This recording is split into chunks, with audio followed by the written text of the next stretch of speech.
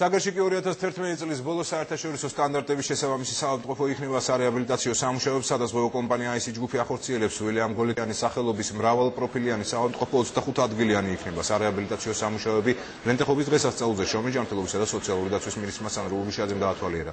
კომპანია IC ჯგუფი რეგიონებში საავადმყოფოების მშენებლობის პროგრამას სახელმწიფოსთან ერთად ახორციელებს. 2012 წლიდან საქართველოს სხვადასხვა რეგიონში IC ჯგუფის მიერ აშენებული 5 საავადმყოფო დაიწყებს მუშაობას. აქ აშენდება 2 წლის განმავლობაში ახალი საავადმყოფო 25 საწოლზე. სარეაბილიტაციო სამუშაოები უკვე დაწყებულია, იქნება აღჭურვილი თანამედროვე ტექნოლოგიით და სამედიცინო პროფესიონალი კადრებით დაკომპლექტებული. აუცილებელია ასეთი საავადმყოფოს აშენება. ჩვენი ხალხისთვის ძალიან გახარებული ვართ, რომ ეს პროექტი არის ნამდვილად განხორციელდება და ყველაფერი უკეთესობისკენ იქნება.